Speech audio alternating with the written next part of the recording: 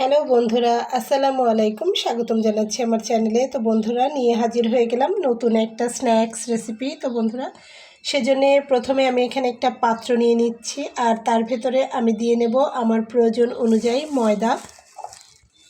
তো বন্ধুরা, এখানে আমি দিয়ে নিচ্ছি যতটা ময়দা আমার লাগবে। আপনারা চাইলে কিন্তু এই নাস্তা রেসিপিটি আটা দিয়েও করে নিতে পারবেন। তো আমি দিয়ে নিলাম যতটা আমার প্রয়োজন। তো তারপর এখানে আমি দিয়ে নেব গোটা জিরা। বন্ধুরা, এই নাস্তা রেসিপিটি করার জন্য কিন্তু আপনারা দিয়ে নিতে পারবেন আজওয়াইন, কালো জিরা, গোটা জিরা, যেটা আপনার পছন্দ সেই অনুযায়ী কিন্তু আপনারা দিয়ে নিতে পারবেন। তারপরে এখানে আমি দিয়ে নিচ্ছি চিনি। এখানে আমি দিয়ে নিয়েছি 1 চা চামচ পরিমাণ চিনি। তারপরে আমি এখানে দিয়ে নিচ্ছি তেল। তো তেলটা দিলে এই নাস্তা রেসিপিটি খাস্তা হয়ে তৈরি হবে, সেজন্য আমি এখানে একটু তেল দিয়ে নিলাম। তারপরে আমি এখানে দিয়ে নেব স্বাদ অনুযায়ী লবণ।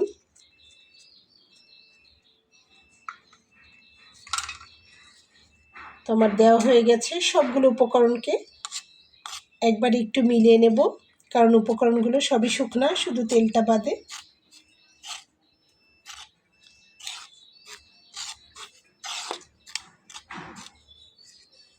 খুব ভালোভাবে একটু মিক্সড করে নিতে হবে। আপনারা চাইলে হাত দিয়েও করে নিতে পারবেন।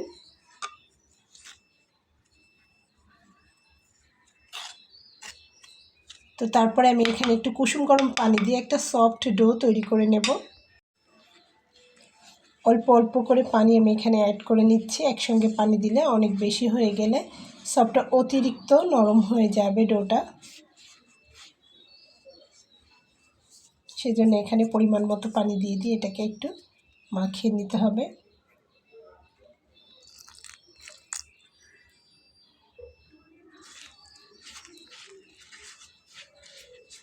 একটা ডো কিন্তু আমার তৈরি করে নেওয়া হয়ে গেছে। তো এটাকে আমি একটু সাইডে সরিয়ে রাখবো। তো তারপরে এখানে আমি নিয়ে নিচ্ছি বেশ কিছুটা নতুন আলু। তো আলুগুলোকে একটু সিদ্ধ করে নিতে হবে। আর লাগবে যা সেটাকে দেখিয়ে দিচ্ছি। আমি নিয়ে নিচ্ছি একটা পেঁয়াজ কুচি করে, এখানে নিয়ে নিচ্ছি রসুনের কোয়া কুচি কুচি করে, নিয়ে নিয়েছি চাট মশলা, আর নিয়ে নিয়েছি গোটা জিরা। তো যারা গার্লিক ব্রেড পছন্দ করে তারা রসুনটা দিয়ে নেবেন, খেতে ভীষণ ভালো লাগে বন্ধুরা। তো চলুন, আমাকে একটু কড়াইতে যেতে হবে। তো আমি চুলাতে অলরেডি একটা ফ্রাই প্যান গরম করতে দিয়েছি সামান্য একটু তেল দিয়ে। বন্ধুরা চলুন, বন্ধুরা আমি এখানে একটা ফ্রাই প্যান দিয়ে তাতে 1 টেবিল চামচ পরিমাণ তেল দিয়ে নিয়েছি। তেলটা আমার গরম হয়ে গেছে। এখন আমি তার ভেতরে এখানে দিয়ে নিচ্ছি গোটা জিরাটা। তো তারপরে আমি এখানে দিয়ে নিচ্ছি রসুন কুচি করে নেওয়া। তারপরে দিয়ে নিচ্ছি পেঁয়াজ কুচি করে নেওয়া। সবগুলো একসঙ্গে একটু নেড়ে নিচ্ছি।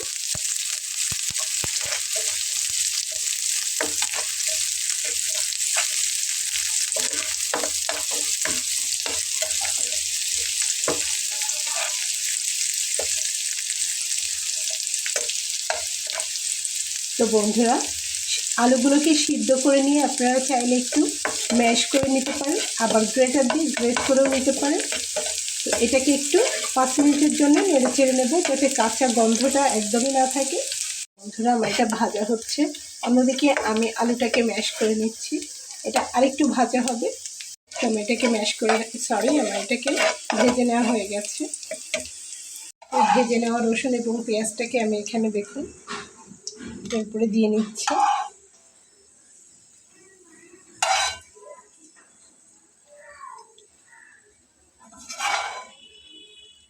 এবং সঙ্গে একটু তেলও আমি এখানে দিয়ে নেব।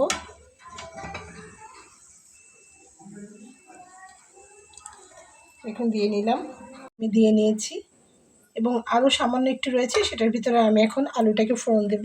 আলুগুলোকে আমি যে সিদ্ধ করা আলুটাকে ম্যাশ করে নিয়েছি। তো এখন আমি আলুটাকে ফোড়ন দিয়ে দেবো এটার ভিতরে।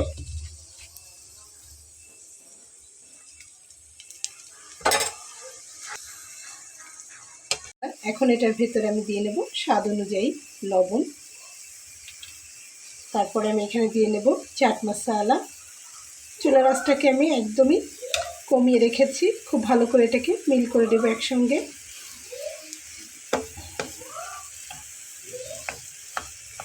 খুব সুন্দর একটা স্বাদ কিন্তু হবে এটাতে তৈরি। খুব ভালো করে কিন্তু আমি মাখিয়ে নিয়েছি। তো এটা একটা পুর তৈরি হয়ে গেল বন্ধুরা। আশা করি আপনারা বুঝতে পেরেছেন, খুবই টেস্টি একটা পুর তৈরি হয়েছে। এখন আমি এটাকে খুব ভালো করে সঙ্গে মাখিয়ে নেব। তো এই নাস্তা রেসিপিটি কিন্তু খুবই ইউনিক টেস্ট হয়। আপনারা নিজেরাও বাসায় তৈরি করে খেতে পারেন, আবার মেহমানদের জন্য আপ্যায়ন করতে পারেন এমন স্বাদে এই নাস্তা রেসিপিটি।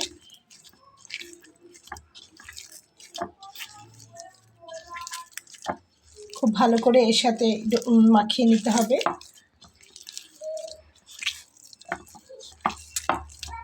যেহেতু বেশ খানিকটা এখানে তেল দিয়েছি, তো সফট হয়ে এটা তৈরি হয়ে যাবে একদম।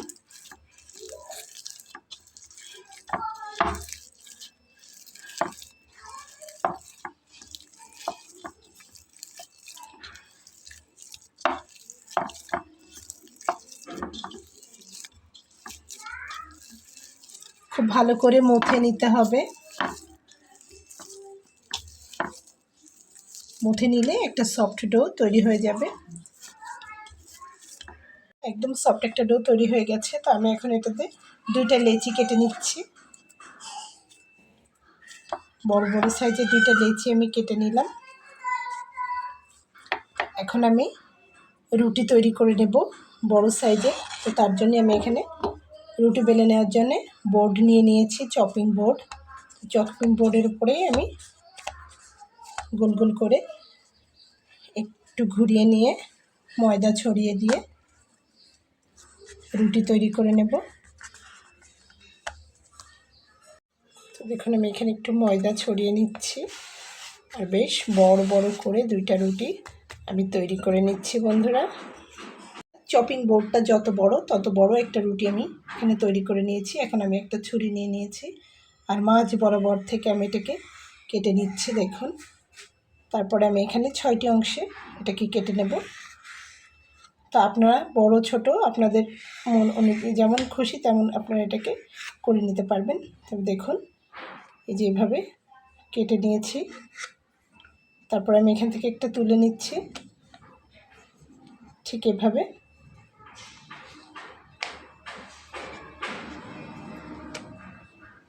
বন্ধুরা দেখুন আমি এখানে 1 পিস নিয়ে নিয়েছি। যেহেতু এটাকে তেল দিয়ে মথে নেওয়া হয়েছে, তো এটা কিন্তু টানলে একটু বলে যাবে, সেটা কোনো ব্যাপার না। তো তারপরে আমি এখানে আলু দিয়ে যে তৈরি পুরটা দিয়ে নেব হাতে করে। দিয়ে নিয়ে বেশ কয়েকটি ফোল্ড এখানে হবে, তো সেটাতে কোনো সমস্যা নেই। ফোল্ড যত বেশি হবে ততই ভালো। তো দেখুন আমি এখানে ফোল্ড দিয়ে নিয়েছি। সুন্দর ফোল্ড দেওয়ার পরে এখানে আমি একটা কাঁটা চামচ নিয়েছি। সাইডটাকে ঠিক এইভাবে এখানে আটকে দিতে হবে 2 সাইড থেকে। তো ব্যাস আমার নাস্তাটা কিন্তু তৈরি। ঠিক এভাবেই আমি সবগুলোকে তৈরি করে নেব। আশা করছি আপনারা বুঝতে পেরেছেন বন্ধুরা। তো বন্ধুরা দেখুন এখানে আমি বানিয়ে নিয়েছি, দেখতে ঠিক এরকম সুন্দর হবে। তো সবচেয়ে মজার ব্যাপার হলো এই স্ন্যাক্সগুলোকে আপনারা কিন্তু শ্যালো ফ্রাই করতে পারবেন, ডিপ ফ্রাই করতে পারবেন, স্টিম করে পরিবেশন করতে পারবেন। এছাড়াও আপনারা এগুলোকে বেক করতে পারবেন ওভেনে। তো ওভেনে যদি আপনারা কেউ এগুলোকে বেক করতে চান, তাহলে সেক্ষেত্রে একটা ডিমের কুসুম ফেটিয়ে উপরে ব্রাশ করে দিলে কালারটা কিন্তু ওয়াসাম আসবে। তো বন্ধুরা আমি এগুলোকে শ্যালো ফ্রাই করব। তো চলুন দেখে নেওয়া যাক। আমি অলরেডি চুলাতে একটি ফ্রাই প্যান বসিয়ে দিয়েছি, তাতে এখন তেল দিয়ে নেব বন্ধুরা। ফ্রাই প্যানটা কিন্তু আমার গরম হয়ে গেছে, তাতে আমি এখন এখানে তেল দিয়ে নিচ্ছি। তো যেহেতু আমি শ্যালো ফ্রাই করব, সেজন্য কিন্তু আমি এতটুকু পরিমাণ তেল দিয়ে নিলাম। একদম ডুবো ডুবোও হবে না, আবার অল্পও হবে না, একদম মিডিয়াম পর্যায়ে।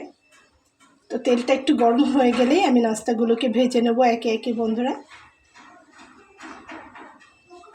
তেলটা গরম হয়ে গেছে, এখন আমি নাস্তাগুলোকে একে একে দিয়ে নিচ্ছি। তো বন্ধুরা এই নাস্তা রেসিপিটি প্রতিটি বাইটে কিন্তু আপনি পাবেন ভেজে নেওয়া রসুন এবং পেঁয়াজের একটা মিষ্টি ফ্লেভার। তো সবারই খুবই ভালো লাগবে, ছোট বড় বাসায় ট্রাই করবেন অবশ্যই। আর কমেন্ট সেকশানে এসে জানাতে ভুলবেন না আজকের স্ন্যাক্স রেসিপিটি আপনাদের কেমন লাগলো। তো আমি এগুলোকে ভেজে নিচ্ছি বন্ধুরা।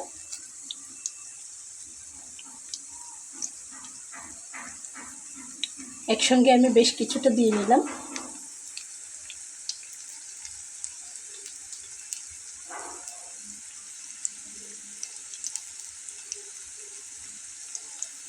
একটি পাশ হয়ে গেলে আমি অন্য পাশটাকে উল্টে দেব।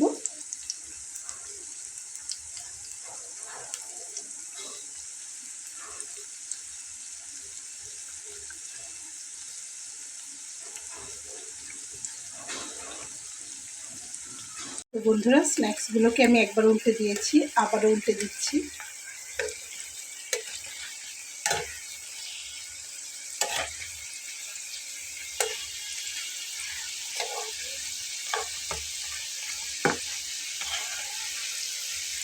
তো আপনারা চাইলে কিন্তু এগুলোকে ডিপ ফ্রাই করে নিতে পারেন, আর এভাবেও তুলে নিতে পারেন। তো আমি কিন্তু খুব বেশি ডিপ করব না, এভাবেই তুলে নেব। একটু তেল ঝরিয়ে ঝরিয়ে আমি ঠিক এভাবেই তুলে নেব বন্ধুরা।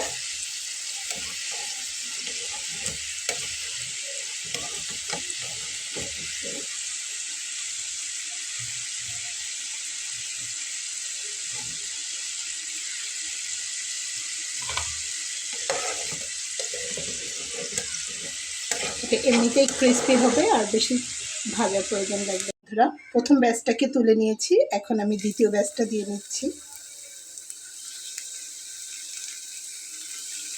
একদম ঝোট ঝামেলাহীনভাবে সুন্দর এই স্ন্যাক্স রেসিপিটি আপনারা বাসায় তৈরি করে নিতে পারবেন।